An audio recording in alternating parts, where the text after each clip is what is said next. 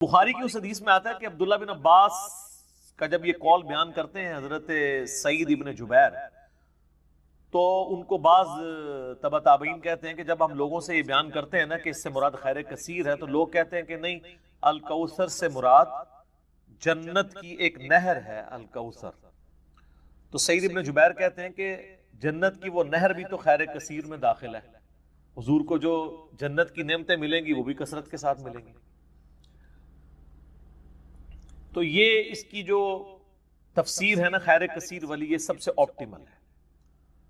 اس میں جو ہے وہ حوض کوثر بھی شامل ہے، جو صحیح مسلم میں حدیث ہے کہ نبی صلی اللہ علیہ وآلہ وسلم صحابہ میں بیٹھے تھے تو آپ کو اچانک ایک اونگ آئی، تھوڑی دیر بعد جب آپ کی آنکھ کھلی تو آپ مسکرا رہے تھے، اور پھر آپ نے کہا کہ ابھی ابھی اللہ تعالیٰ نے مجھ پہ یہ آیات نازل کی ہیں، بسم اللہ الرحمن الرحیم، یعنی آپ الاسلام نے بسم اللہ سے سٹارٹ کیا، انا اعطیناک الکوثر فصل لربک وانحر ان شانئک هو الابتر۔ اور پھر آپ نے فرمایا کہ جانتے ہو یہ الکوثر کیا ہے؟ تو صحابہ نے کہا اللہ اس کا رسول بہتر جانتے ہیں۔ تو آپ صلی اللہ علیہ وآلہ وسلم نے فرمایا یہ جنت میں ایک نہر ہے جو مجھے اللہ تعالیٰ نے عطا فرمائی ہے، اور اس کے کنارے کی جو مٹی ہے وہ کستوری سے زیادہ خوشبودار ہے، اور اس کے برتن آسمان کے ستاروں کے برابر ہیں۔ اور صحیح بخاری میں آتا ہے کہ شب معراج جب نبی علیہ السلام جنت میں سیر کر رہے تھے تو وہاں آپ کو ایک نہر دکھائی گئی، اور جبرائیل علیہ السلام نے کہا کہ یہ وہ الکوثر ہے جو آپ کو اللہ تعالیٰ نے عطا کی ہے۔ اور آپ صلی اللہ علیہ وآلہ وسلم کے الفاظ ہیں بخاری مسلم دونوں میں کہ اس کا جو مشروب ہے وہ دودھ سے زیادہ سفید، شہد سے زیادہ میٹھا، اور اس کی خوشبو کستوری کی خوشبو سے زیادہ ہے، اور جو کوئی ایک دفعہ میرے حوض کوثر سے وہ مشروب پی لے گا اسے کبھی بھی پیاس نہیں لگے گی۔ جنت میں جو انسان کھائے پیے گا نا وہ بھوک کی وجہ سے نہیں، ذہن میں رکھے گا، بھوک ایک عیب ہے، پیشاب ایک عیب ہے، نیند ایک عیب ہے، اسی لیے یہ تینوں چیزیں جنت میں نہیں ہیں۔ جنت میں انسان کھائیں گے لذت لینے کے لیے، پیشاب نہیں ہوگا، بخاری مسلم میں الفاظ ہیں خوشبودار ڈکار آئے گی، سارا کھانا ہضم۔ تو جنت چونکہ نعمتوں کا نام ہے، کوئی کمزوری نہیں، وہاں پہ نیند بھی نہیں ہے۔ یہاں پہ تو ہم نیند کیوں یوز کرتے ہیں؟ تاکہ ہم نیکسٹ 24 گھنٹے میں پرفارم کر سکیں گے، بلکہ بیٹری چارج ہوتی ہے۔ وہ میری خالہ جو ہے نا وہ بڑے پیارے الفاظ استعمال کرتی ہیں، ان کی بیٹی جب چھوٹی تھی نا تو سوئی ہوتی تھی نا تو کون سے پوچھتا تھا بیٹی ہے کہ کہتے ہیں چارجنگ تے لائی ہیں، کیونکہ بچے جب اٹھتے ہیں نا پھر تو آپ ان کو سنبھال بیٹھے، جب تک یہ سونا نہ جائیں سکون نہیں آتا۔ تو وہ جو سوتے ہیں نا وہ چارجنگ پہ لگے ہوئے ہوتے ہیں، پھر جیسے صبح انہوں نے اٹھنا نا ایٹھلی اوپرلی کر دینی ہے۔ تو قیامت میں جنت والے دن آپ کو جنت میں چارجنگ کی ضرورت نہیں ہے، بلکہ نیند وہاں پہ ضرورت ہی نہیں، اللہ تعالیٰ نے ویسے ہی انسان کو اتنی انرجی دی ہوئی ہوگی۔ تو لہذا آپ علیہ السلام کا جو فرمان ہے نا کہ جو ایک بار پیے گا وہ کبھی پیاسا نہیں ہوگا، تو کسی کے ذہن میں خیال آ سکتا ہے کہ پیاسا نہیں ہوگا تو پھر پانی کی لذت کیا؟ وہ اللہ تعالیٰ نے جنت کی نعمتوں میں لذت ہی اتنی رکھی ہے کہ انسان لذت کی وجہ سے اس کو استعمال کرے گا۔ اور پھر انہی احادیث میں بخاری و مسلم کے موجود ہے کہ میرے حوض کوثر پہ پھر ایسے لوگ بھی لائے جائیں گے جن میں پہچانتا ہوں گا، اور جب میں انہیں مشروب پلانے لگوں گا تو میرے ان کے درمیان ایک آڑ قائم کر دی جائے گی، تو میں کہوں گا کہ یہ تو میرے صحابہ ہیں، اصحابی اصحابی۔ امتی والی روایتیں بھی ہیں بخاری مسلم میں، اصحابی والی بھی ہیں۔ تو مجھے بتایا جائے گا کہ یا رسول اللہ آپ کو نہیں پتا آپ کے بعد انہوں نے دین میں بدعتیں جاری کر دی تھی اور الٹے قدم پھر گئے تھے، تو آپ صلی اللہ علیہ وآلہ وسلم فرماتے ہیں کہ پھر میں کہوں گا سحقا سحقا لمن غیر بعدی، ان پہ پھٹکار ہو، ان کو مجھ سے دور کر دو جنہوں نے میرے بعد میرے دین کو بدل دیا۔ یہ حدیث بخاری اور مسلم دونوں میں ہے، اور حوض کوثر والے چیپٹر میں امام مسلم اسے لے کے آئے ہیں، بخاری میں موجود ہے۔ اس حدیث پہ کامنٹس ہیں عبداللہ ابن ابی ملیکہ تابعی کے، وہ جب بھی حدیث بیان کیا کرتے تھے تو وہ کہا کرتے تھے اے اللہ ہم تجھ سے یہ دعا کرتے ہیں کہ تیرے نبی کی وفات کے بعد ان کے دل سے الٹے قدم نہ پھرے، آمین ثم آمین۔ تو اللہ تعالیٰ ہمیں حوض کوثر پہ آپ صلی اللہ علیہ وآلہ وسلم کے مبارک ہاتھوں سے مشروب نصیب فرمائے۔ یہ دعا انسان کو اپنے لیے کرنی چاہیے، ظاہر ہے کہ وہ اہل جنت ہوں گے۔ اور بخاری مسلم میں کہ اس کے جو برتن ہیں نا، وہ برتن ہی آسمان کے ستاروں کے برابر اس کی تعداد ہے۔ پورا ایک نقشہ کھینچا گیا۔ آپ مشکات کی 30 جلد میں حوض کوثر اور شفاعت والا چیپٹر نکالیں تو آپ کو وہ ساری احادیث مل جائیں گی۔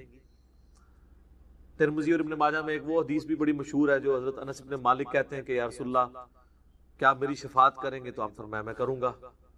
تو یا رسول اللہ قیامت والے دن میں آپ کو کہاں تلاش کروں؟ تو آپ علیہ السلام فرمایا میزان عمل پہ آ جانا جہاں میرے امتیوں کے نام اعمال تل رہے ہوں گے۔ یا رسول اللہ وہاں نہ پاؤں تو فرمایا حوض کوثر پہ آ جانا۔ عرض کی وہاں پہ بھی نہ پاؤں تو فرمایا پھر پولیس رات پہ آ جانا۔ کہا وہاں پہ بھی نہ پاؤں تو آپ فرمایا میں ان 3 جگہوں کے سوا کہیں اور نہیں ہوں گا، یا میں حوض کوثر پہ ہوں گا اپنے پیاسے امتیوں کو مشروب پلا رہا ہوں گا، یا پھر میزان عمل پہ ہوں گا شفاعت کے لیے، یا پھر میں پولیس رات پہ ہوں گا اپنے امتیوں کے لیے سلامتی کی دعا کرنے کے لیے۔ تو یہ 3 جگہیں ہیں جہاں پہ آپ صلی اللہ علیہ وآلہ وسلم کو قیامت والے دن تلاش کیا جا سکتا ہے انشاءاللہ تعالی۔ تو یہ حوض کوثر میں وہ خیر کثیر جو ہر طرح کی آپ کو عطا کی گئی وہ بھی شامل ہے، اور اسپیسیفکلی حوض کوثر جو ہے وہ بھی، حتیٰ کہ جو بخاری اور مسلم میں حدیث ہے، آپ نے اپنی وفات سے 1 مہینے پہلے خطبہ دیا تھا غزوہ احد کے شہداء پر، جو آپ نے نماز جنازہ دوبارہ پڑھی تھی 8 سال بعد۔ اس میں الفاظ ہیں، آپ نے فرمایا کہ میرا ممبر جو ہے وہ حوض کوثر پہ لگا ہوا ہے۔ یہ والے جو الفاظ ہیں یہ دوسری حدیث میں، کیونکہ وہاں پہ ممبر نہیں تھا، یہ الفاظ ہیں بخاری اور مسلم کی وہ حدیث کہ میرے گھر سے میرے ممبر سے میرے گھر تک جنت کے ٹکڑوں میں سے ایک ٹکڑا ہے ریاض الجنہ، اس میں الفاظ ہیں اور میرا ممبر جو ہے وہ حوض کوثر پہ لگا ہوا ہے۔ یعنی آپ علیہ السلام وہ دیکھ رہے تھے حوض کوثر کا منظر، ٹائم میں گزار کے آپ کو دکھایا گیا۔ وہ جو بخاری مسلم کی وہ والی حدیث ہے عقبہ بن عامر والی، جو شہدائے احد پہ آپ نے 8 سال بعد جنازہ پڑھا اپنی وفات سے 1 مہینہ پہلے، اور عقبہ ابن عامر کے الفاظ ہیں یہ آخری دفعہ میں نے رسول اللہ کو ممبر پہ دیکھا، اس کے بعد میں نے آپ کو نہیں دیکھا۔ تو اس میں الفاظ ہیں، آپ نے فرمایا کہ میں اپنے حوض کوثر کو اس وقت بھی دیکھ رہا ہوں، اور دیکھنا میرے بعد جو ہے وہ مجھے تم سے یہ خطرہ نہیں کہ تم شرک میں مبتلا ہو جاؤ گے، بلکہ مجھے خطرہ ہے کہ تم دنیا کے مال میں پڑ جاؤ گے اور پھر اس کی لالچ میں ایک دوسرے کو قتل کرو گے اور تم بھی تباہ و برباد ہو جاؤ گے جس طرح اگلی قومیں تباہ و برباد ہوگی۔ تو اس میں بھی حوض کوثر کے الفاظ موجود ہیں۔ اور پھر میرے ایک کربلا والے ریسرچ پیپر میں بھی آپ کو پتہ ہے ایک حدیث ہے جو میں نے حوض کوثر کا ذکر اس حدیث کے اندر بھی موجود ہے۔ جب وہ سنن ابی داؤد کی ایک حدیث ہے نا، وہ عبید اللہ ابن زیاد کے پاس ایک وہ آتا ہے، ہاں یہ ابو داؤد کے اندر 4749 ہے۔ ابو طالوت تابعی کہتے ہیں کہ میں ابو برزہ کو میں نے دیکھا کہ وہ گورنر یزید عبید اللہ ابن زیاد کے پاس آئے جب کہ وہ دسترخوان پر تھا، تو اس نے ابو برزہ کو آتے ہوئے دیکھا اور کہا کہ یہ تمہارا ٹھگنا محمدی ہے۔ استغفر اللہ، ان کا قد چھوٹا تھا تو ان کا اے گینڈا محمدی، یعنی محمدی اس نے اس لیے کہا کہ وہ حضور کا صحابی تھا۔ تو یہ کتنی سخت توہین کی عبید اللہ ابن زیاد نے۔ یہ وہی خبیث ہے جس کے بارے میں بخاری میں 3748 نمبر حدیث ہے، جس میں امام بخاری نے حسین کے ساتھ علیہ السلام لکھا ہے کہ یہ حضرت حسین کے حسن میں کلام کرنے لگا تو انس بن مالک نے کہا کہ رسول اللہ کے سب سے زیادہ مشابہت رکھنے والے حسین تھے۔ یہ وہی عبید اللہ ابن زیاد ہے۔ تو یہ صحابہ کے گستاخ ہیں، آل امیہ ہیں، یہ بنو امیہ کے خدمت گار۔ تو اب آپ دیکھیں جب اس نے یہ بات کی نا تو حضرت ابو برزہ اس کی تنزیہ بات کو سمجھ گیا۔ آپ نے فرمایا مجھے گمان نہیں تھا کہ میں ایسے لوگوں کے دور حکومت تک زندہ رہوں گا جو مجھے رسول اللہ کی صحبت پر آر دلائیں گے، کہ میری زندگی میں یہ وقت بھی آنا ہے کہ رسول اللہ کی وجہ سے ہمیں پوری دنیا پہ غلبہ ملا، اور اس غلبے کی حکومت کو جو لوگ انجوائے کر رہے ہیں عرب کے بدو، یہ رسول اللہ سے میری نسبت پہ مجھے آر دلائیں گے کہ مجھے کہہ رہے ہیں کہ ٹھگنا محمدی، یعنی پنجابی سے کہنا گینڈا محمدی، نعوذ باللہ. تو اب اس نے فوراً پینترا بدلا، وہ کہنے لگا کہ محمد صلی اللہ علیہ وسلم کی صحابیت تمہارے لیے باعث زینت ہے، آر کا سبب نہیں. پھر کہنے لگا کہ میں نے تمہیں اس لیے بلوایا ہے کہ تم سے حوض کوثر کے بارے میں پوچھوں، کیا تم نے رسول اللہ سے اس کے بارے میں کچھ سنا ہے؟ تو ابو برزہ نے فرمایا ہاں، نہ ایک بار، نہ دو بار، نہ تین بار، نہ چار بار، نہ 5 بار، میں نے کئی مرتبہ رسول اللہ صلی اللہ علیہ وآلہ وسلم سے حوض کوثر کے بارے میں سنا، اور جو حوض کوثر کو نہ مانے اللہ تعالیٰ اسے اس کا پینا نصیب ہی نہ فرمائے. اور پھر سیدنا ابو طالوت کہتے ہیں کہ سیدنا ابو برزہ رضی اللہ تعالیٰ عنہ غصے کی حالت میں وہاں سے تشریف لے گئے. انہوں نے بدعا دی کہ جو حضور کے حوض کوثر کو نہیں مانتا اللہ تعالیٰ اس کو حوض کوثر نصیب ہی نہ کرے. تو حوض کوثر جو ہے ایک ریالٹی ہے، اور قیامت والے دن کی چند بڑی ایکٹیویٹیز جو انسان کے لیے تسکین کا باعث ہیں، ان میں سے ایک عرش کا سایہ، اسی طریقے سے یہ حوض کوثر بھی ہے. اس گرمی کے اندر اللہ تعالیٰ کی نعمتوں میں سے بڑی نعمت ہے، ہم سب کو نصیب فرمائے، آمین ثم آمین. ٹھیک ہو گئی؟ اب میرے بھائیو جو یہ آیت مبارکہ آ رہی ہے نا، سورۃ النساء کی آیت نمبر 48، یہ متقاضی ہے کہ ہم بقیہ ساری گفتگو اسی کانٹیکسٹ میں کریں. یہ قرآن حکیم کی اگر میں کہوں نا سب سے کریٹیکل آیت ہے، تو میرا یہ دعویٰ غلط نہیں ہوگا. کائنات کی سب سے بڑی حقیقت کو آشکار کرنے والی یہ آیت مبارکہ ہے، تو یہ میرا دعویٰ غلط نہیں ہوگا. سورۃ النساء کی آیت نمبر 48 سورۃ النساء میں 2 دفعہ ریپیٹ ہوئی ہے، تھوڑے سے الفاظ کے فرق کے ساتھ. ایک 48 نمبر پہ اور اس کے بعد 116 کے اوپر جا کے یہ آیت آئے گی. شروع کے الفاظ سیم ہیں، بعد والے جو ہیں وہ تھوڑا سا فرق ہے. میں وہ دونوں آیات پڑھ دیتا ہوں اور اس کے اوپر پھر انشاءاللہ تفصیلی ڈسکشن کرتے ہیں. پہلے اس آیت مبارکہ کو ہم پڑھ لیں. ان اللہ لا یغفر ان یشرک بہ، بے شک اللہ اس گناہ کو تو کبھی معاف نہیں کرے گا کہ کوئی شخص اس حال میں اللہ کے حضور قیامت کے دن پیش ہوا کہ وہ دنیا میں شرک کرتا ہوا. دنیا میں معاف کر دے گا اگر کسی نے معافی مان لی، یہ آخرت کی بات ہو رہی ہے. وَيَغْفِرُ مَا دُونَ ذَلِكَ لِمَن يَشَاءُ، اس کے علاوہ جتنے بھی گناہ ہیں جس کے لیے چاہے گا معاف کر دے گا. وہ بھی اوپن لائسنس نہیں ہے، جس کے لیے چاہے گا معاف کر دے گا، لیکن امید ہے کہ وہ قابل معافی ہیں. لیکن شرک ایسا گناہ ہے جو اللہ بھی معاف نہیں کرے گا. اب کوئی کہے کہ جی اللہ کی یہ قدرت کی نفی نہیں ہو جاتی، ان اللہ علی کل شیء قدیر ہے، تو اللہ یہ کیوں کہہ رہا ہے کہ میں شرک بھی معاف نہیں کروں گا؟ اللہ تو شرک معاف کر سکتا ہے، ہم یہ جملہ بھی نہیں بولیں گے کہ کر سکتا ہے. اس لیے لا تبدیل لکلمات اللہ، جو اللہ کی وعیدیں ہیں نا وہ اللہ کے فیصلے ہیں. یہ بہت سخت معاملہ ہے، اللہ کے کلمات نہیں بدلتے. تو اللہ تعالیٰ نے یہ اپنی ڈیسٹنی میں چیز مقرر کر دی ہے کہ میں نے مشرک کو کسی صورت بھی بخشنا نہیں ہے، اس کے لیے جنت نہیں ہے. ہاں اس کے علاوہ کوئی گناہ ہے وہ جس کے لیے چاہے گا معاف کر دے گا، اور وہ بھی اوپن لائسنس نہیں ہے. اور اس میں آپ کو ایک گناہ کے حوالے سے بتا دوں، سن نبی داؤد میں حدیث ہے، نبی صلی اللہ علیہ وآلہ وسلم نے فرمایا کہ 2 گناہ ایسے ہیں جو اللہ تعالیٰ کبھی معاف نہیں کرے گا، باقی ہر گناہ معاف کر دے گا. ایک شرک اور دوسرا کسی مؤمن کا قتل ناحق. یہ جو اس میں ایک اشارہ تھا نا کہ اس کے علاوہ ہر گناہ چاہے گا، جس کے لیے چاہے گا معاف کر دے گا، تو اس کا کیا مطلب ہے؟ جس کے لیے نہیں چاہے گا نہیں معاف کرے گا.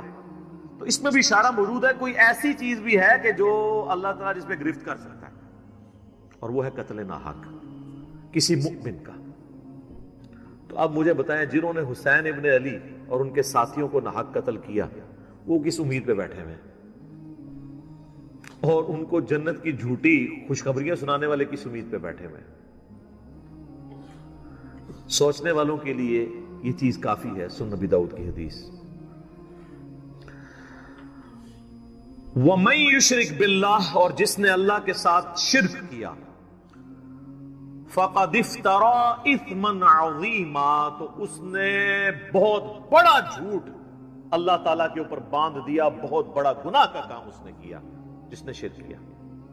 اچھا، سورہ نساء کی آیت نمبر 116 جب آئے گی نا، اس میں پہلے الفاظ تو یہی ہوں گے، ان اللہ لا یغفر ان یشرک بہ ویغفر ما دون ذلک لمن یشاء، لیکن اگلے الفاظ ہیں ومن یشرک باللہ فقد ضل ضلالا بعیدا، جو کوئی اللہ کے ساتھ شرک کرے وہ گمراہ ہوا اور گمراہی میں دور جا۔ اللہم لا تجعلنا منہم، اللہم من احییتہ منا فاحیہ علی الاسلام ومن توفیتہ منا فتوفہ علی الایمان، آمین۔ رضیت باللہ ربا وبالاسلام دینا وبمحمد نبیا صلی اللہ علیہ وآلہ وسلم، آمین۔ اب یہ میرے بھائیو ایسا ٹاپک ہے کہ میں اس پہ اگر کم از کم 2 گھنٹے بولوں نا تو تب میری تسلی ہوگی، لیکن میں نے چونکہ پچھلی قرآن کلاسز جو 344 لیکچرز میں مکمل ہوئی تھی، ان میں اس آیت کے اوپر آلموسٹ 1.25 گھنٹے کی ویڈیو ریکارڈ کروا دی تھی اسی آیت کے اوپر۔ مسئلہ نمبر 3 کے نام سے وہ اپلوڈڈ ہے یوٹیوب کے اوپر، دعا صرف اللہ ہی سے۔ آپ یوٹیوب پہ ویسے بھی لکھیں نا دعا صرف اللہ ہی سے اور علی مرزا، تو وہ ویڈیو کھل جائے گی۔ اور اس کے بعد بھی کئی ایک لیکچرز وقتاً فوقتاً میں نے ریکارڈ کروائے، وسیلے کے نام پر دھوکہ، مجھے تم سے شرک کا خطرہ نہیں، یہ اکثر آپ سنتے ہیں نا، تخت بلقیس والا واقعہ، موسیٰ اور خضر والا واقعہ علیہ السلام، ہر وہ چیز جسے دھوکہ کر کے نا قبر پرستی یا بابا پرستی یا بابوں سے مانگنا سکھاتے ہیں نا، ایک ایک چیز کے اوپر میں نے الگ سے تسلی کروائی ہے قرآن، بخاری اور مسلم کی روشنی میں، الحمدللہ۔ اب وہ سارے لیکچر جمع کریں تو اس ایک آیت پہ کم از کم 10 گھنٹے گفتگو ہو سکتی ہے، لیکن ٹائم تو متحمل نہیں ہے کہ ہم اتنی ڈیٹیل گفتگو کریں، لیکن چند ایک باتیں تو میں ضرور کروں گا۔ ایک ریسرچ پیپر میں نے اس کے اوپر لکھ دیا 8 صفحوں کا، آپ اہل سنت پاک.com پہ ڈاؤن لوڈ کریں گے۔ دعا صرف اللہ ہی سے، میں نے اس کا نام توحید، شرک اس طرح کا نہیں رکھا کیونکہ لوگ ان ناموں سے چڑھ جاتے ہیں، میں نے وہ چیز اس کے نام پہ رکھی کہ جس کے اوپر لوگ چڑھے۔ آپ کسی بھی مسلمان سے، خواہ بریلوی ہو، دیوبندی ہو، اہل حدیث ہو، اہل تشیع ہو، جا کے پوچھیں کہ دعا کس سے کی جاتی ہے تو کیا کہے گا؟ اللہ سے۔ کوئی آپ کو نکھٹو قسم کا بھی بندہ یہ نہیں کہے گا کہ دعا جو ہے وہ کسی فرشتے سے ہو سکتی ہے، کسی جن سے ہو سکتی ہے، کسی پیغمبر سے ہو سکتی ہے۔ نہیں جی نہیں، نماز تے اللہ دی پڑھی دی ہے، دعا بھی اللہ کو منگی دی ہے، لیکن حالت یہ ہوگی کہ وہ دعا اللہ سے یہ مانگ رہا ہوگا، نماز میں تو قرآن کی وہ آیت سورۃ الفاتحہ کی 4 نمبر آیت کم از کم 17 رکھتے ہیں جو فرض ہیں روزانہ کی، ان میں 17 دفعہ پڑھتا ہوگا ایاک نعبد و ایاک نستعین، اے اللہ عبادت بھی صرف کریں گے اور مدد بھی صرف تجھی سے مانگیں گے۔ یہ مدد کون سی؟ دعا والی، غائب میں کسی کو پکارنا۔ ایک تو ہے آپ سامنے بیٹھے ہیں، یہ تو قرآن میں حکم ہے وَتَعَاوَنُوا عَلَى الْبِرِّ وَالتَّقْوَى وَلَا تَعَاوَنُوا عَلَى الْإِثْمِ وَالْعُدْوَانِ، نیکی اور پرہیزگاری کے کاموں میں ایک دوسرے کی مدد کرو، برائی میں مت کرو، یہ تو قرآن میں حکم ہے۔ میں آپ کو کہتا ہوں مجھے پانی پلا دیں، آپ مجھے پانی پلاتے ہیں، تو یہ قرآن میں حکم ہے کہ آپ نے اسباب اختیار کرنا ہے، لیکن آپ بغداد شریف میں، اجمیر شریف میں، اور وہاں بھی قبر میں دفن ہیں، اور آپ مر چکے ہیں، آخرت کی زندگی میں زندہ ہیں، دنیا کی زندگی سے نکل چکے ہیں، اور میں آپ سے کہوں کہ پانی پلا دیں، وہی بات، وہی جملہ ایک فریم آف ریفرنس کے بدلنے سے شرک بن جائے گا، کیونکہ آپ غیر اللہ سے دعا مانگ رہے ہیں۔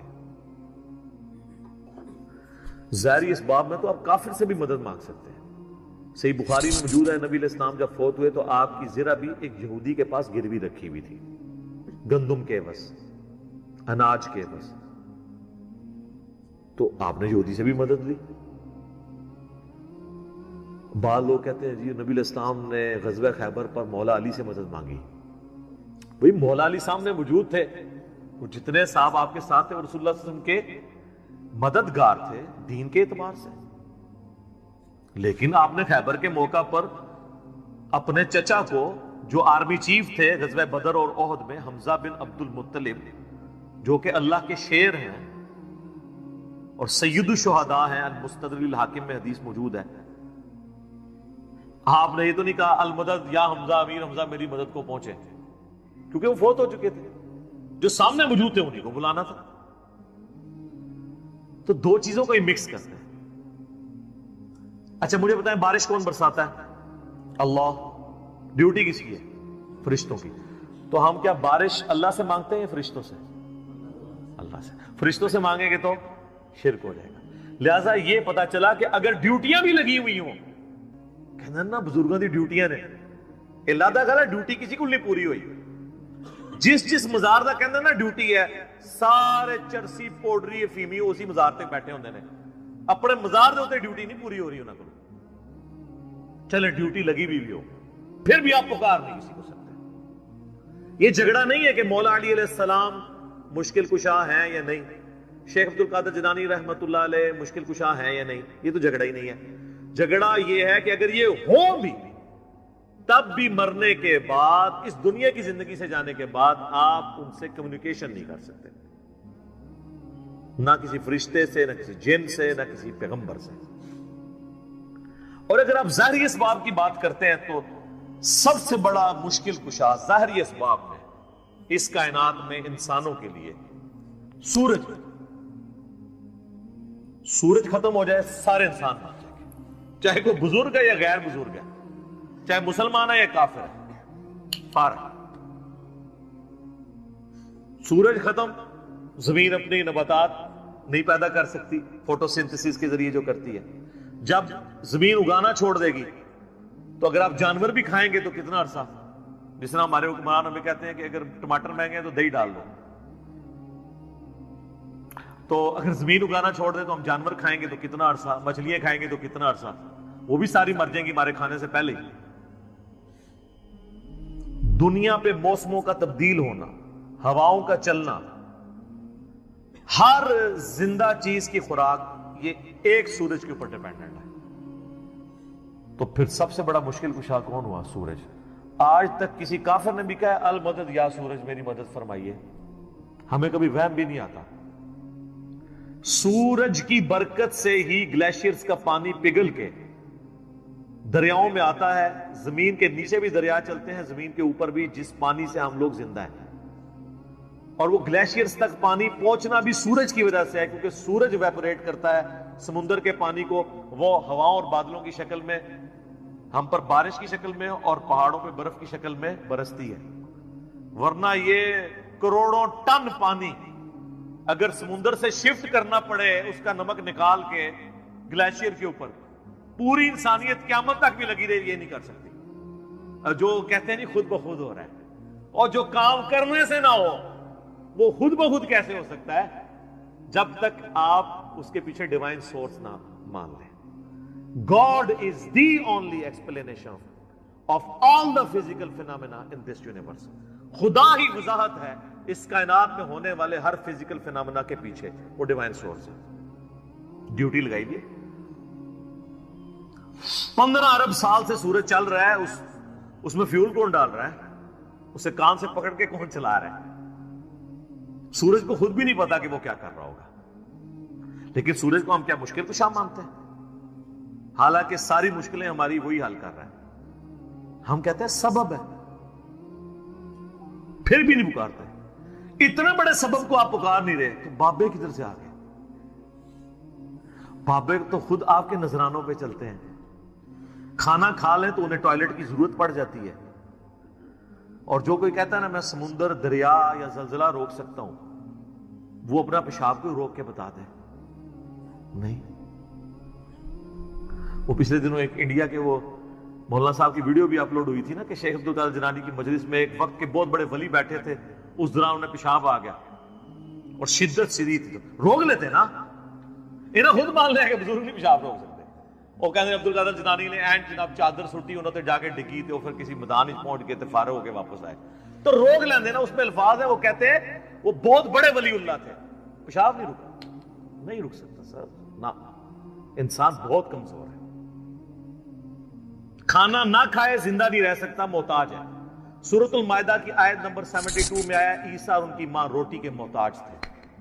اگر عیسیٰ اولو العزم پیغمبر محتاج ہیں کھانا کھانے کے اور ان کی ماں سارے بزرگوں سے بڑی بزرگ ولیہ مریم بنت عمران وہ روٹی کی محتاج ہے، تو بابوں کی کیا اوقات ہے؟ روٹی کے محتاج ہے، اور روٹی کھا لیں تو نکالنے کے محتاج، نہ نکلے تو پھر پریشانی. سب کچھ اللہ کر رہا ہے. تو میرے بھائی جب یہ اللہ کر رہا ہے، پکارنا اللہ کو ہے. ایاک نعبد و ایاک نستعین. یہ ہمارا مین جھگڑا ہے شرک کے حوالے سے. ہزاروں باتیں ایک طرف، اصل بات یہ ہے کہ اصل شرک ہوا ہے ایاک نستعین میں. عبادت کی کوئی شکل، نماز، روزہ، حج، زکات، نظر، نیاز، سب اللہ کے لیے، سب دیتے بھی اللہ کے لیے. بس اصالہ ثواب کی نیت کرتے ہیں، وہ چھوٹا مسئلہ ہے. ٹھیک ہے، میت کی طرف سے اصالہ ثواب ہو سکتا ہے، لیکن ایاک نستعین میں مسلمانوں کی اکثریت شرک کر رہی ہوتی ہے. اچھا نماز میں نہیں کرتی، نماز میں آج تک کسی نے یا علی مدد یا شیخ عبد القادر جیلانی مدد نہیں پڑھا. نماز میں کیا پڑھتے ہیں؟ ایاک نعبد و ایاک نستعین. تو سر مولا علی بھی نمازوں میں اللہ کو پکارتے تھے، نماز کے بعد بھی اللہ کو پکارتے تھے. مولا علی کا ماننے والا وہ ہوگا جو مولا علی کی طرح اللہ ہی کو پکارے، ورنہ مولا علی کا ماننے والا تو وہ نہ ہوا. تو یہ آپ دیکھیں کتنی بڑی جرت کا یہ لوگ کام کر رہے ہوتے ہیں. ہم جب سمجھاتے ہیں تو کہتے ہیں آپ گستاخی کر رہے ہیں. سر جب آپ عیسائیوں کو سمجھاتے ہیں نا کہ حضرت عیسیٰ ابن مریم اللہ کے بیٹے نہیں ہیں، تو عیسائی بھی یہی سمجھتے ہیں آپ حضرت عیسیٰ کی گستاخی کر رہے ہیں. اور قرآن میں تو بہت سخت بات آئی ہے. سورہ المائدہ کی آیت نمبر 17 میں لَقَدْ كَفَرَ الَّذِينَ قَالُوا إِنَّ اللَّهَ هُوَ الْمَسِيحُ ابْنُ مریم. بے شک وہ لوگ کفر کر رہے ہیں جو یہ کہہ رہے ہیں کہ عیسیٰ ابن مریم ہی اللہ ہیں. اس کے بعد کتنے سخت الفاظ ہیں. قل اے نبی تم فرماؤ فَمَن يَمْلِكُ مِنَ اللَّهِ شَيْئًا، اللہ کا کوئی کیا بگاڑ لے گا. ان اراد ان یہلک المسیح ابن مریم وامہ ومن فی الارض جمیعا، کہ اگر اللہ ارادہ کرے کہ عیسیٰ ابن مریم اور ان کی ماں کو اور ساری مخلوق کو ہلاک کر دے، اللہ کا کوئی کیا بگاڑ سکتا ہے. اچھا شرک کیا عیسائیوں نے، مثال دے دی عیسیٰ ابن مریم کی توحید کے لیے، لہذا بابوں کی مثال آئے گی. سر عیسیٰ سے بڑا تو کوئی بابا نہیں ہے. وجیہاً فی الدنیا والآخرہ ومن المقربین، سورہ آل عمران آیت نمبر 45. اور 5 اولو العزم پیغمبر جو سورۃ الاحزاب میں سورہ شورى میں آئے، محمد رسول اللہ، ابراہیم علیہ السلام، موسیٰ علیہ السلام، نوح علیہ السلام اور عیسیٰ علیہ السلام، ان میں سے ایک ہے عیسیٰ ابن مریم. اور اللہ فرما رہا ہے اللہ کا کوئی کیا بگاڑ لے گا اگر اللہ عیسیٰ اور اس کی ماں اور سب لوگوں کو ہلاک کر دے. وَلِلَّهِ مُلْكُ السَّمَاوَاتِ وَالْأَرْضِ، بادشاہت تو آسمانوں اور زمین کی اللہ کی ہے. وَمَا بَيْنَهُمَا، اور جو کچھ اس کے درمیان ہے اس کا مالک بھی اللہ ہے. يَخْلُقُ مَا يَشَاءُ، جو چاہتا ہے پیدا کرتا ہے. عیسیٰ کو بھی اس نے پیدا کیا، یہ اس کی مخلوق ہے. That's all، جس طرح اور مخلوقات ہیں. وَاللَّهُ عَلَى كُلِّ شَيْءٍ قَدِيرٌ، اور اللہ تعالیٰ ہر چیز کے اوپر قادر ہے. سر کس لیول پہ جا کے آپ کو اللہ سمجھائے، کس لیول کے اوپر جا کے. توحید کا معاملہ بہت سینسٹیو ہے. میں اکثر ایک جملہ بولتا ہوں، شرک is the most sensitive issue in the sight of اللہ. اللہ کے حضور شرک سے زیادہ کوئی حساس معاملہ نہیں ہے. اس لیے تو یہ آیت آئی ہے کہ اللہ نے ہر گناہ معاف کر دینا لیکن یہ معاف نہیں کرنا. لیکن سر ایک خوشخبری بھی ہے. سورۃ الفرقان کی آیت نمبر 70 میں آیا کہ اگر کوئی شرک سے دنیا کی زندگی میں توبہ کر لے، ہم اس کے گناہوں کو بھی نیکیوں سے بدل دیں گے. سبحان اللہ وبحمدہ، سبحان اللہ وبحمدہ، سبحان اللہ العظیم، عدد خلقہ ورضا نفسہ وزنۃ عرشہ ومداد کلماتہ. یعنی اللہ اس کو یہ بھی لکھے گا کہ اتنا سا تو نے شرک کیا ہے، ہن پہلے اینے سال نیکیاں کر، تو ایڈا گاڑا گناہ سی، انہوں ختم کرنے ٹائم چاہیے. اللہ کہتا ہے تو توبہ کر لے، میں اس گناہ کو بھی نیکی کے برابر تول لوں گا. ایک بار میری طرف آ جا. صحیح مسلم میں حدیث ہے اور جامعہ ترمذی میں بھی، اے میرے بندے اگر تو اتنے گناہ کر لے کہ آسمان تک پہنچ جائیں اور صرف ایک دفعہ مجھ سے معافی مانگ لے، میں تیری توبہ قبول کر لوں گا. اور اے میرے بندے اگر تو زمین و آسمان گناہوں کے بھر کے قیامت والے دن میرے پاس آیا لیکن تو نے ایک گناہ نہ کیا ہوا اور وہ ہے مجھ سے کے ساتھ کسی کو شریک ٹھہرانا، تو میں اس قدر مغفرت کے ساتھ اس سے ملاقات کر لوں گا اگر تو نے شرک نہ کیا ہوا۔ بس یہ گارنٹی دے۔ ایک تو موٹا موٹا شرک ہے نا، ویسے تو خواہش نفس کو بھی شرک کہا گیا، افرائیت من اتخذ الہہ ہوا، بھلا اس شخص کو دیکھا جس نے اپنی خواہش نفس کو اپنا خدا بنا لیا۔ وہ بھی چھوٹا شرک تو ہے، فجر کے وقت اذان کی آواز سن کے مسجد میں نہ جانا اور اپنے نفس کی پیروی کرنا، یہ بھی شرک کی ایک فارم ہے۔ اسی لیے ابراہیم علیہ السلام کو سب سے بڑی جو ڈگری قرآن میں اللہ نے دی ہے نا، وہ کیا ہے؟ وما کان من المشرکین، وہ مشرک نہیں تھے۔ ہاں بندہ کہتا ہے یار یہ کون سی ڈگری ہے، مشرک تو میں بھی نہیں ہوں۔ نا سر نا، ابراہیم علیہ السلام دی توحید اور تے تہاڈی میری توحید اور، وہ ہر طرح کے شرک سے آزاد ہو چکے تھے۔ سر اس سے بڑی کیا بات ہوگی؟ اللہ نے قرآن پاک میں فرمایا کہ سورۃ البقرہ میں کہ جب جب ابراہیم کو اس کے رب نے آزمایا تب تب وہ آزمائش میں پورا اترا، اور سورۃ النجم میں فرمایا ابراہیم وہ ہے جو ہم سے وفا کرنے والا ہے، اور سورہ الصافات میں آیا کہ ہم نے اسے اتنی بڑی آزمائش میں ڈالا کہ اس کے بچے کی قربانی کا اسے حکم دیا تو وہ تیار ہو گیا اس کے لیے۔ اللہ کی یاد، لا الہ الا انت سبحانک انی کنت من الظالمین، سورۃ الانبیاء میں آیا، اور اللہ تعالیٰ نے فرمایا سورہ الصافات میں کہ اگر یونس اس دعا کے ساتھ ہمیں یاد نہ کرتا ہائے ہائے تو پھر اسی دن مچھلی کے پیٹ سے نکالا جاتا جس دن کے مردے نکالے جائیں گے، یعنی قیامت تک، یعنی وہ مچھلی یونس کی قبر بن جاتی اگر وہ یہ دعا نہ کرتا۔ اس سے کئی رزلٹ نکلے۔ ایک تو رزلٹ یہ نکلا کہ یہ دعا اللہ کو اتنی محبوب ہے کہ وہ اللہ جس کا جلال اتنا ہے کہ وہ اپنے پیغمبر کو بھی کہہ رہا ہے کہ تو نے قیامت والے دن ہی نکلنا تھا، کہ مجھے اتنا غصہ ہے تیرے اوپر، گناہ کے اوپر نہیں لغزش کے اوپر، وہ غصہ بھی ٹھنڈا ہو گیا۔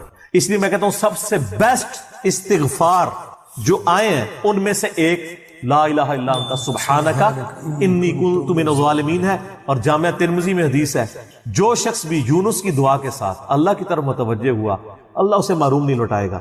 یہ اسماء اعظم میں سے ہے، اور قرآن میں بھی ہے کذالک ننجی المؤمنین، مومنین کو بھی ہم نجات دیں گے جو یہ یونس کی طرح دعا مانگے گا۔ یہ تو قرآن میں بھی ذکر ہے۔ لا اچھا اس کی دیکھیں ترجمہ کتنا پیارا ہے، لا الہ الا انت، کوئی معبود نہیں سوائے تیرے، سبحانک اللہ تو غلطیوں سے پاک ہے، انی کنت من الظالمین، میں تو انسان ہوں نا غلطیاں کروں گا۔ یار اس سے بہتر انداز ہو سکتا ہے کہ یا اللہ تو غلطی اس لیے نہیں کرتا کہ تو پاک ہے، تو پاک تو صرف تو ہے، مخلوق تو اس لیول پہ پاک ہو نہیں سکتی جی، اس لیے ورنہ تو ہم مخلوق کو بھی سبحان پیغمبروں کے ساتھ بھی لگا رہے ہوتے۔ انسان جتنا بھی پرفیکٹ ہو پاک نہیں ہو سکتا۔ انبیاء کو اللہ نے گناہوں سے پاک کیا ہے، لغزشیں ان سے بھی ہوئی ہیں، حضرت آدم علیہ السلام سے لغزش ہوئی ہے، نوح علیہ السلام نے کافر بیٹے کے لیے دعا کی ہے، موسیٰ علیہ السلام سے بندہ مر گیا، نبی علیہ السلام کی 4 لغزشیں قرآن میں ذکر ہوئی ہیں، غزوہ احد پہ بددعا نکل گئی تھی زبان سے، تو وہ سورہ آل عمران میں آیا کہ آپ کو کوئی اختیار نہیں، آپ نے بددعا دی ہے، اللہ چاہے تو ان کو ہدایت دے، اور پھر اسی خالد ابن ولید کو ہدایت بھی مل گئی، اور اسی مبارک زبان سے جس سے بددعا ملی تھی سیف اللہ کا لقب بھی مل گیا۔ ٹھیک ہے، یہ سر اللہ کے اختیار ہے، پرفیکٹ صرف گاڈ ہے، اس کی کوئی مخلوق بھی پرفیکشن میں اس لیول پہ نہیں جا سکتی۔ مخلوق کی یہ اللہ کا نقص نہیں ہے بلکہ مخلوق کا نقص ہے کہ جو مخلوق ہوگا نا وہ پرفیکٹ نہیں ہو سکتا، جیسے خالق ہمیشہ سے ہے، مخلوق ہمیشہ سے ہو ہی نہیں سکتی۔ وہ کہتے ہیں نا اکثر لوگ سوال کرتے ہیں کہ اللہ تعالیٰ اپنے ساتھ کا ایک اور خدا پیدا کر سکتا ہے، ہم کہتے ہیں یہ محال ہے، اس لیے کہ جو پیدا ہوگا وہ خدا ہوگا ہی نہیں، جو پیدا ہو گیا تو خدا کون ہے؟ لم یلد ولم یولد، ٹھیک ہو گیا؟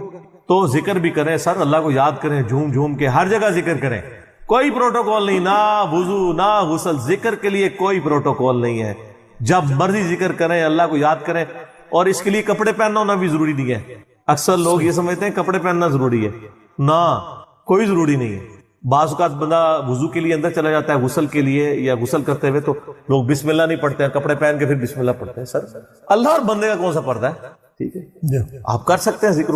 اگلا سوال ہے، میں نے اپنی زندگی میں بہت شرک کیا ہے لیکن الحمدللہ اب توبہ کر چکا ہوں، لیکن اس کے باوجود یہی فکر دامن گیر رہتی ہے کہ شرک تو ناقابل معافی گناہ ہے، معلوم نہیں کہ میری توبہ قبول ہوگی بھی یا نہیں، مجھے بتائیں میں کیا کروں۔ آپ سب سے پہلے تو اس طرح کے خیالات سے توبہ کریں جو آپ کر رہے ہیں، ٹھیک ہے. اس کی وجہ یہ ہے کہ سورہ التوبہ کی آیت نمبر 70 میں اللہ تعالیٰ نے فرمایا کہ جو شخص توبہ کر لے سچے دل کے ساتھ، اور اس سے پہلے بڑے بڑے گناہوں کا ذکر ہوا ہے، ان میں سے ایک شرک بھی. بلکہ اب یہ کریٹیکل سوال ہے تو میں یہ آیت پڑھ کے بھی بتا دیتا ہوں. پارہ نمبر 19 کے اندر جا کے سورہ الفرقان کی آیت نمبر ہے یہ 70. اعوذ باللہ من الشیطان الرجیم، بسم اللہ الرحمن الرحیم. ہاں جی یہ آ گیا.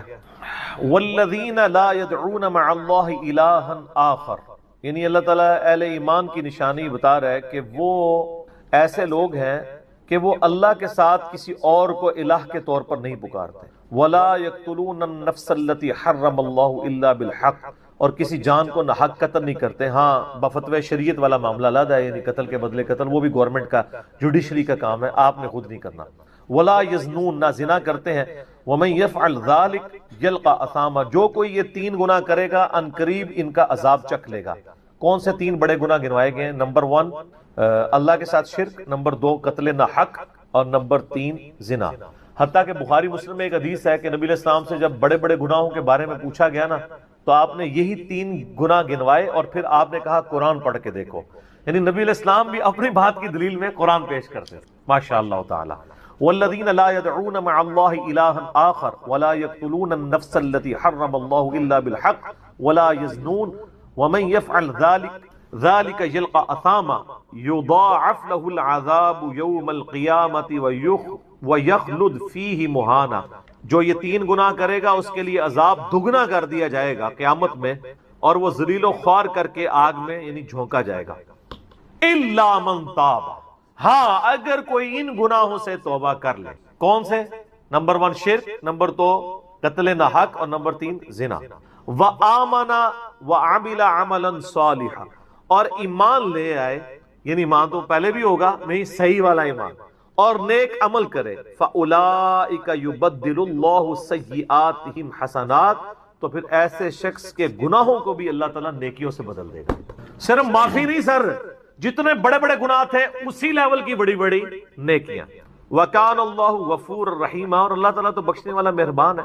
ومن تاب وعمل صالحا، جو کوئی توبہ کرے اور نیک اعمال کرے. فإنہ یتوب الی اللہ متابا، تو اللہ تعالیٰ کہتا ہے کہ میرے ذمہ ہے اس کی توبہ کو قبول کرنا. یعنی اللہ تعالیٰ نے اپنے اوپر خود سے واجب کیا، حالانکہ اللہ تعالیٰ کسی چیز کا پابند نہیں ہے کہ جو میری طرف رجوع لائے گا میں اسے ضرور معاف کروں. تو اگر کسی شخص کو اس طرح کا وہم آتا ہے نا، اور یہ وہم اس لیے بھی آ رہا ہوتا ہے، بعض اوقات لوگ یعنی اس کا ترجمہ کرتے ہوئے بالکل لفظی ترجمہ کر رہے ہوتے ہیں. قرآن حکیم کی آیات چونکہ پورے کانٹیکسٹ کے ساتھ ہوتی ہیں، بیک گراؤنڈ میں آیات نازل ہوئی ہوتی ہیں، لہٰذا میں جب بھی ان آیات کا ترجمہ کرتا ہوں نا، جب اسپیسیفکلی شرک کو ایڈریس کر رہا ہوتا ہوں، میرا لیکچر نمبر ہے مسئلہ نمبر 3 دعا صرف اللہ ہی سے، اور سچ پیپر بھی ہے اس کے اوپر. تو ہم یہ ترجمہ جو ہے نا یہ آیت ان اللہ لا یغفر ان یشرک بہ، بے شک اللہ اس گناہ کو کبھی معاف نہیں کرے گا کہ کوئی شخص اللہ کے حضور قیامت والے دن اس حال میں پیش ہوا کہ اس نے دنیا میں شرک کیا ہوا، یعنی بغیر توبہ کے وہ مرا.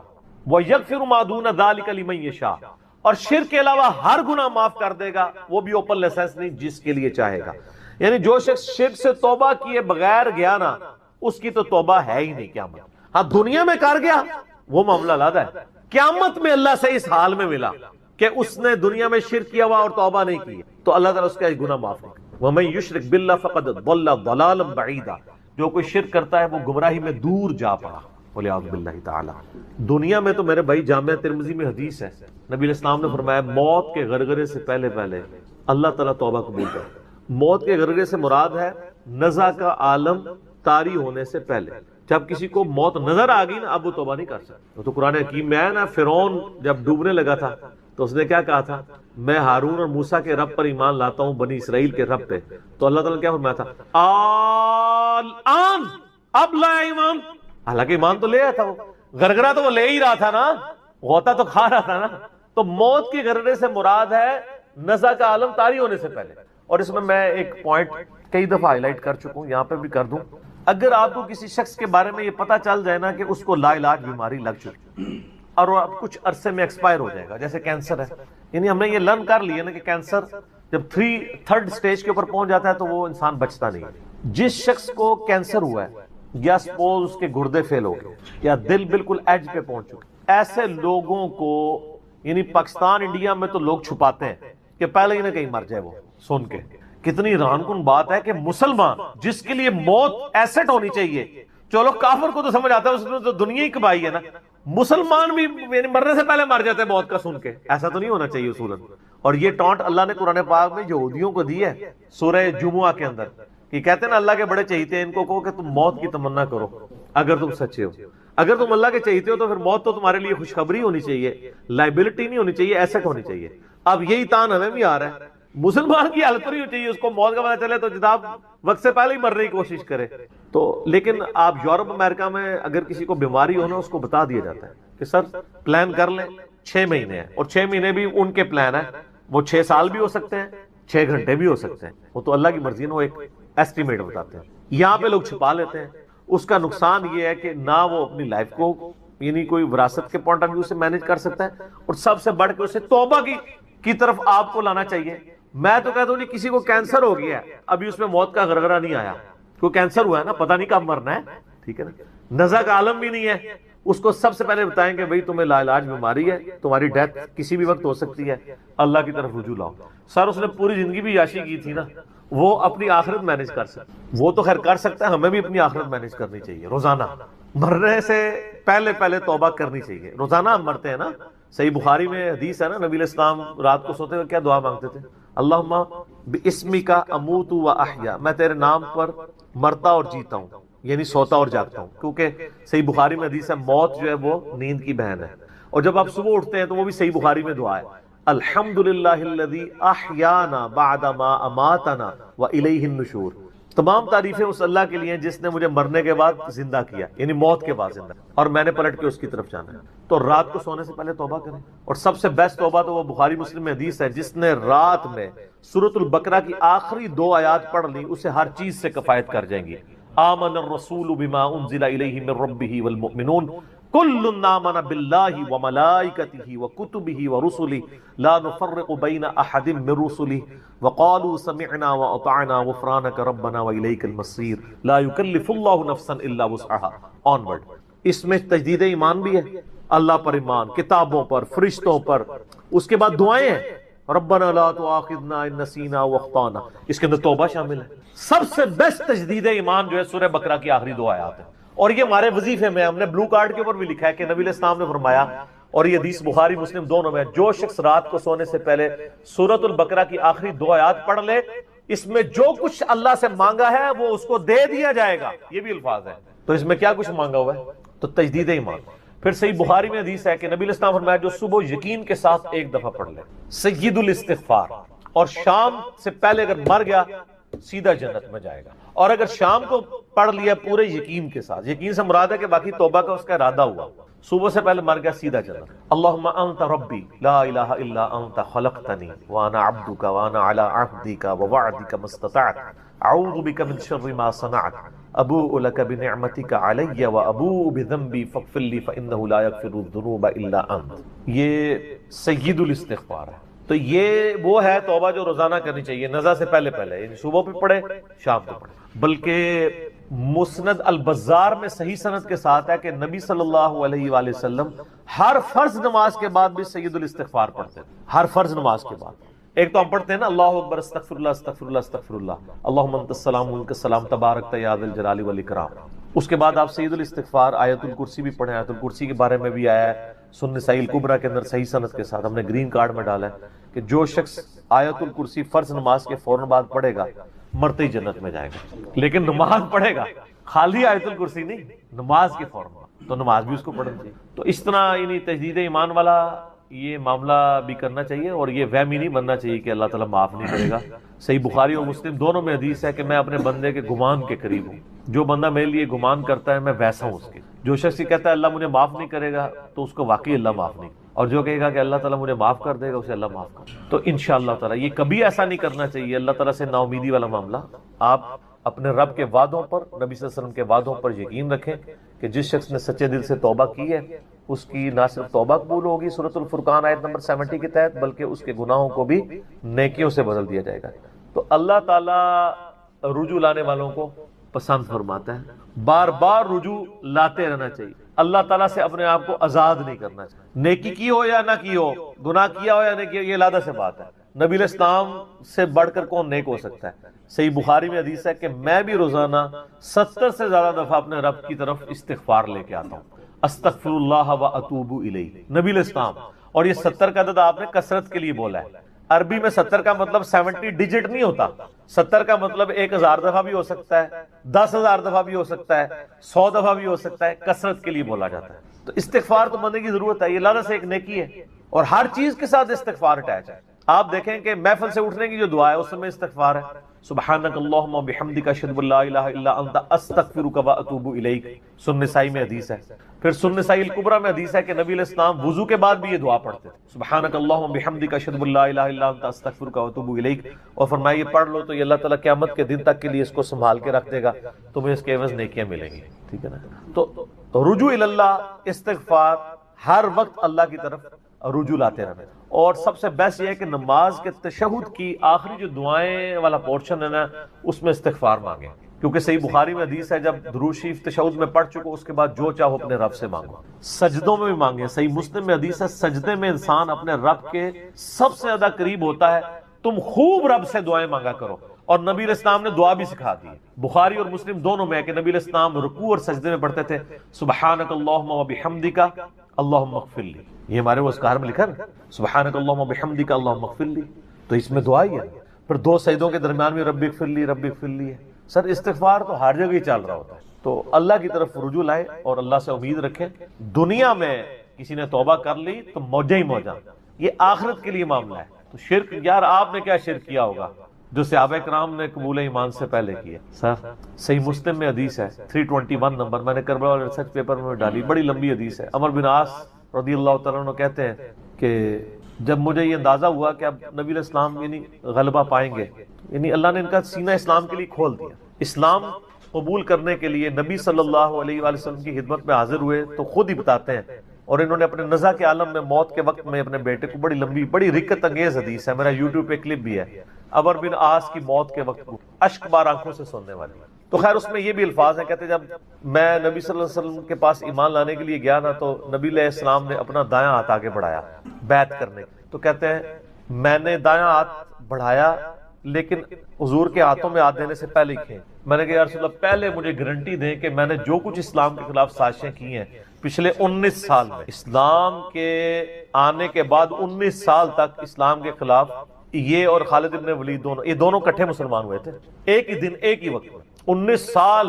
پھر اسلام کی حالت میں انہیں 19 سال نہیں ملے ہیں حضرت خالد ابن ولید، کفر میں ملے ہیں، اسلام میں تھوڑا وقت ملا. تو حضرت عمر بن عاص کہتے ہیں میں نے ہاتھ کھینچ لیا. میں نے کہا یا رسول اللہ پہلے گارنٹی دے میرے سارے گناہ معاف ہوں. تو آپ صلی اللہ علیہ وسلم نے فرمایا کہ اے عمر کیا تجھے نہیں پتا کہ اسلام پچھلے کے سارے گناہوں کو معاف کر دیتا ہے، اور اللہ کی راہ میں ہجرت پچھلے کے سارے گناہوں کو معاف کر دیتی ہے، اور حج مبرور پچھلے کے سارے گناہوں کو معاف کر. تو یعنی اسلام لے کر آنا کتنی بڑی دولت ہے. تو یہ تجدید ایمان کرنا، کلمہ پڑھ کے یہ اپنا تجدید ایمان والا معاملہ بھی کرتے رہنا چاہیے. یہ بھی ایک توبہ کا ذریعہ ہے. اللہ سے امید رکھیں. اللہ کو اصل میں باغی پسند نہیں ہے. جو گناہ کر کے توبہ کر لیتے ہیں نا وہ اللہ کو بڑے پسند ہیں. اتنے پسند ہیں کہ ایک بڑی عجیب و غریب روایت ہے صحیح بخاری اور مسلم میں. صحیح مسلم میں ذرا زیادہ ڈیٹیل ہے کہ نبی علیہ السلام فرماتے ہیں اگر تم گناہ کرنا چھوڑ دو گے تو اللہ تعالیٰ تمہیں ختم کر دے گا، اور ایسی مخلوق لے کے آئے گا کہ جو گناہ کرتی ہو اور اللہ ان کو معاف کر کے خوشی محسوس کرے. اچھا اس کو بعض لوگوں نے دوسری طرف لے لیا، ان کا جی اللہ تعالیٰ گناہوں سے بڑا خوش ہوتا ہے. نہیں نا، اصل میں یہ بتانا چاہ رہے تھے نبی صلی اللہ علیہ وآلہ وسلم کہ انسان کے اندر بلٹ ان فالٹ رکھا گیا ہے کہ وہ غلطی کرے گا. اصل مسئلہ یہ ہے کہ وہ آدمی بنے.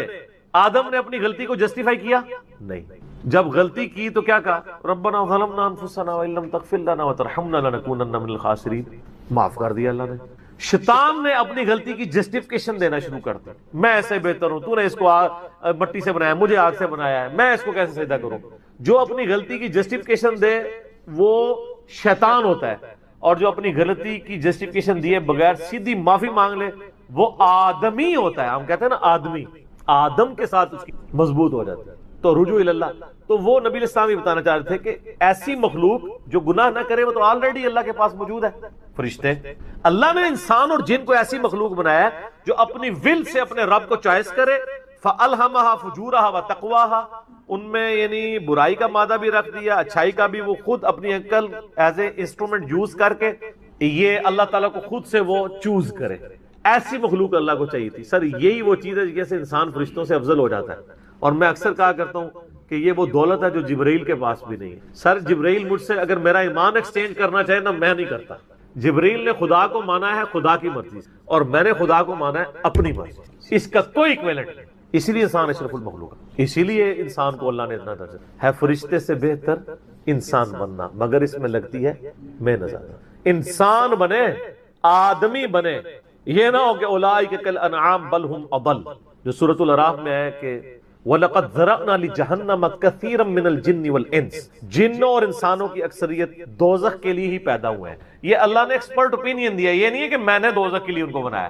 ساتھ یہ ہے کہ ہم نے ان کو کام دیے تھے، یہ سنتے نہیں، سننے کا سا نہیں سنتے، آنکھیں دی تھی دیکھتے نہیں، دیکھنے کا سا دیکھتے نہیں، یعنی عبرت والا، اور عقل دی تھی، دل دیے تھے، آپ عقل کر لیں ترجمہ، دل کر لیں، وہ سوچتے نہیں ہیں۔ اولئک کالانعام بل ہم اضل، یہ تو چوپایوں کے مانند ہے، بلکہ ان سے بھی بدتر ہیں، جو آنکھ، کان اور عقل کو یوز کر حق بات تک نہیں پہنچتے۔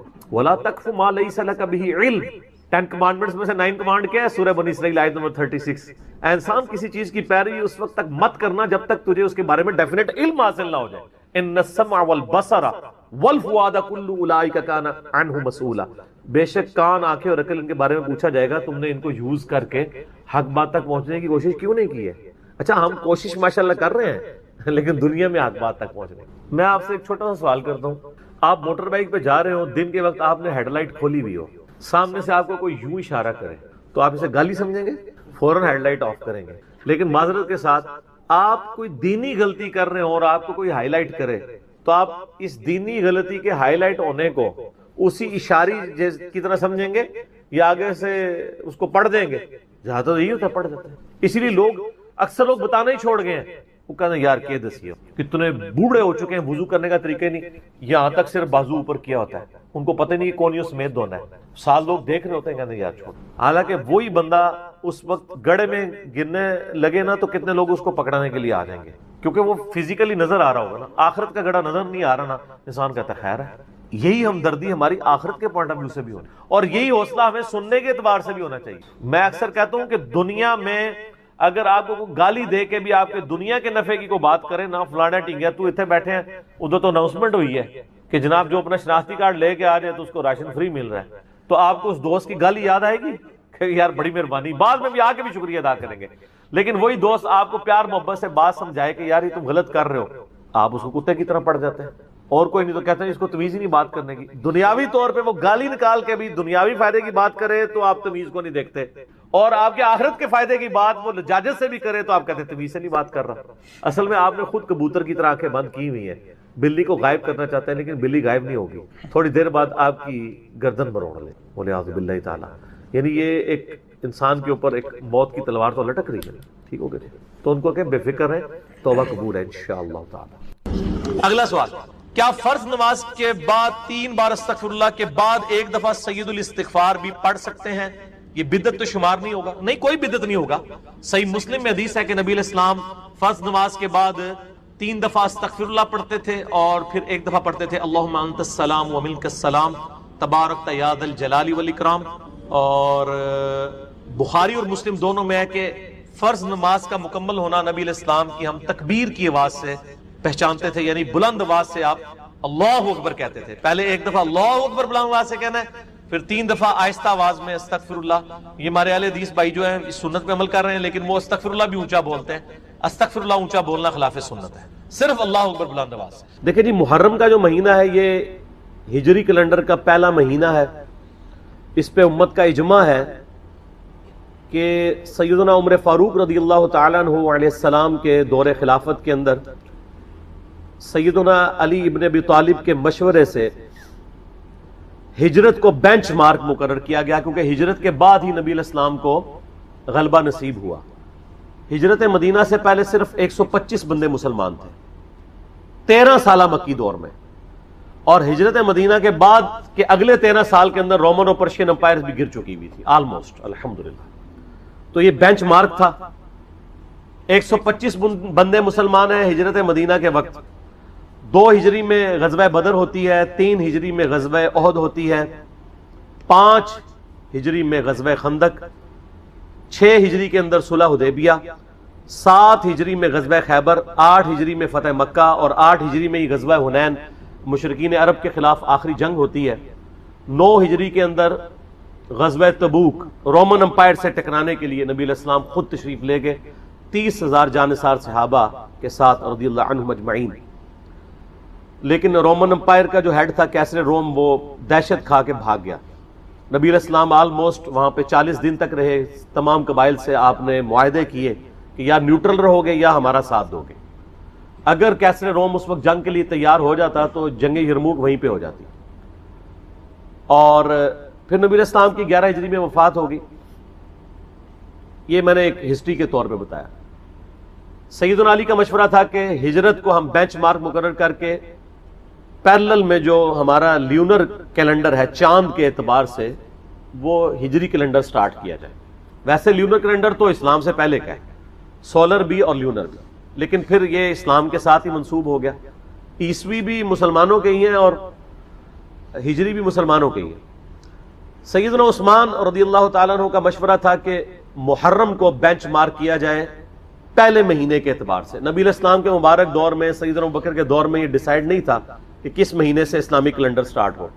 تو سیدنا عثمان کا مشورہ تھا کہ محرم سے سٹارٹ ہو. اس کی ٹیکنیکل ریزن یہ ہے کہ صحیح مسلم میں حدیث ہے کہ رمضان المبارک کے بعد اللہ تعالیٰ کو سب سے بڑھ کر محبوب روزے اللہ کے مہینے کے روزے ہیں اور اللہ کا مہینہ ہے محرم. نبی صلی اللہ علیہ وآلہ وسلم نے فرمایا. تو چونکہ اللہ تعالیٰ نے اسے خاص اپنے ساتھ اس مہینے کو کیا ہے, رمضان تو امت کا مہینہ ہے, محرم کے مہینے کو اپنے ساتھ خاص کیا ہے, اس لیے سیدنا عثمان کا مشورہ تھا کہ اسے بینچ مارک کیا جائے. اس کے علاوہ سورہ توبہ کی آیت نمبر 36 میں آپ پڑھیں گے کہ جب سے اللہ تعالیٰ نے زمین و آسمان کو پیدا فرمایا تو حرمت والے مہینے 4 ہیں, کل مہینوں کی تعداد 12 ہے. آپ دیکھیں لیونر ایئرز دیکھیں, اس میں 12 مہینے ہیں, سولر میں بھی 12 ہیں, اور ان میں سے 4 حرمت والے ہیں. وہ کون سے 4 ہیں؟ وہ بخاری اور مسلم دونوں میں یوم النحر کا خطبہ ہے نبی علیہ السلام کا, قربانی والے دن کا. اس میں آپ علیہ السلام نے فرمایا وہ 3 کنزیکٹو مہینے ہیں, ذی قعدہ, ذوالحجہ اور محرم, اور چوتھا مہینہ ہے رجب کا. یہ 4 حرمت والے مہینے ہیں. اسلام سے پہلے بھی ان مہینوں کے اندر جنگ کرنا منع تھی, لڑائی کرنا منع تھا, اور اسلام نے بھی اسے حرام کیا. ان کی یہ حرمت ہے. تو اسلامی جب کیلنڈر کا آغاز محرم سے ڈیسائیڈ کیا گیا, پھر محرم کی اہمیت اور بڑھ گئی کہ پہلا مہینہ ہی حرمت والا ہے. اس کے علاوہ محرم کے مہینے میں ایک دن ایسا تھا, عاشورہ کا دن, جو بخاری مسلم میں آلموسٹ 50 احادیث ہے کہ جو اسلام سے قبل بھی مشرکین عرب اس دن کا روزہ رکھتے تھے, اسلام نے اسے کنٹینیو کیا. اور جب تک رمضان کے مہینے کے روزے فرض نہیں ہوئے, یہ عاشورہ کا 10 محرم کا روزہ فرض تھا. عاشورہ کا لفظ بخاری مسلم میں موجود ہے. جب یہ فرض ہو گیا تو بخاری مسلم میں آتا ہے نبی علیہ السلام نے فرمایا یہ آپشنل ہے. اس کے علاوہ ایک اور حدیث بھی ہے بخاری اور مسلم میں, جب نبی علیہ السلام ہجرت کر کے مدینہ شریف آئے اور آپ کو یہ پتا چلا کہ یہودی جو ہیں وہ 10 محرم کا روزہ رکھتے ہیں, تو آپ علیہ السلام نے ان سے پوچھا کیوں رکھتے ہو؟ تو انہوں نے کہا کہ ہم اسے عید کے طور پہ مناتے ہیں. ایک طریق میں آتا ہے عید کے الفاظ, ایک میں آتا ہے ہم خوشی کا دن مناتے ہیں, ایک میں الفاظ ہیں ایام اللہ میں سے ہے. یہ تینوں الفاظ بخاری مسلم میں ملتے ہیں. تو آپ صلی اللہ علیہ وآلہ وسلم نے فرمایا ہم زیادہ حق رکھتے ہیں کہ حضرت موسیٰ علیہ السلام کا یہ دن ہم منائیں. تو آپ نے فرمایا تم بھی روزہ رکھا کرو. مسلمانوں نے پھر سے اس روزے کو شروع کیا. پھر بخاری مسلم کی ایک حدیث میں آتا ہے کہ ایک صحابی نے عرض کیا کہ اللہ کے محبوب صلی اللہ علیہ وآلہ وسلم آپ تو ہمیں مخالفت کا حکم دیتے ہیں یہود و نصارہ کی, تو یہ انہی کی پیروی ہو جائے گی. تو آپ نے فرمایا کہ اگلے سال میں زندہ رہا تو 9 محرم کا روزہ رکھوں گا. لیکن جب مسلم شریف کی اس حدیث کا ترجمہ کیا جاتا ہے تو بریکٹ میں لکھا جاتا ہے بھی, 9 کا بھی رکھوں گا. اس لیے کہ جامعہ ترمذی کے اندر موجود ہے 755 نمبر حدیث, اس کے انڈر امام ترمذی نے کومنٹس لکھے ہیں کہ عبداللہ ابن عباس کہتے ہیں یہود و نصارہ کی مخالفت کرو, 9 اور 10 دونوں کا روزہ رکھو. اس کی پوری سند سنن الکبریٰ البیہقی میں موجود ہے. اس کے علاوہ جو اہل تشیع کا اس روزے پر اعتراض ہے یہودیوں کا بھی ایک اعتراض ہے کہ جی ہم تو کوئی نہیں رکھتے. تو میں نے بتایا کہ اب وہ مہینے چینج ہو چکے ہیں, آج بھی وہ اس دن کو مناتے ہیں, لیکن ان کے اس مہینے کا نام تشریع ہے. تشریع بھی بولا جاتا ہے, تشریع بھی, اور یوم کپور اسے کہا جاتا ہے. وہ میں نے 1.25 گھنٹے کا لیکچر آلموسٹ ریکارڈ کروایا, آج کل ہم نے فیس بک پہ اپلوڈ کیا. اب 1.25 گھنٹے تو میں نہیں بول سکتا, تو جسے وہ اختلافی موضوع چاہیے تو وہ اس کو دیکھ لیں. باقی پھر اسلام میں تو محرم کی اہمیت اس وقت زیادہ بڑھ گئی کہ جب اس امت نے نبی صلی اللہ علیہ وآلہ وسلم کو قبر میں گئے ہوئے صرف 50 سال گزرے تھے کہ آپ کی پوری اولاد کو سوائے چند ایک کے میدان کربلا میں مظلومانہ شہید کر دیا.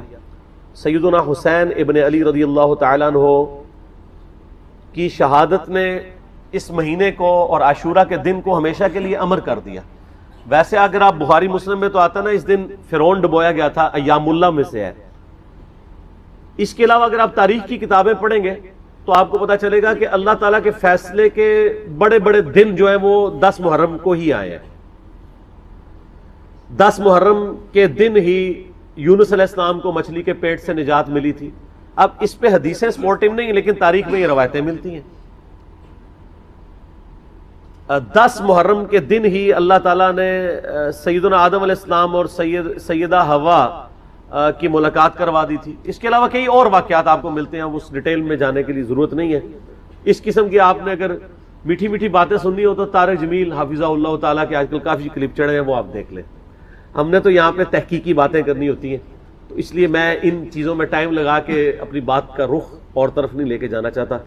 تو یہ جناب محرم کی اہمیت ہے, اور کربلا کے اعتبار سے تو ظاہر ہے کہ پھر اہمیت بڑھ گئی کہ مسلمان دیکھیں اس پہ تو اجماع کر چکے ہیں کہ پوری دنیا کے مسلمان محرم کے مہینے میں جو ہے وہ کربلا کو یاد کرتے ہیں. کوئی اس دن ماتم کر کے یاد کرتا ہے, کوئی اس دن فضائل اہل بیت سنا کے یاد کرتا ہے, کوئی اس دن یزید کے فضائل سناتا ہے. تو اپنا اپنا کام سارے ڈیوٹی پوری کر رہے ہیں. ٹھیک ہے, تو نصیب والوں کا حصہ ہے. اللہ تعالی ہمارا خاتمہ اہل بیت کے ساتھ فرمائے, قیامت والے دن ہمیں معشور فرمائے ان کے ساتھ, آمین. اور ان کی محبت پہ ہمارا خاتمہ فرمائے, آمین.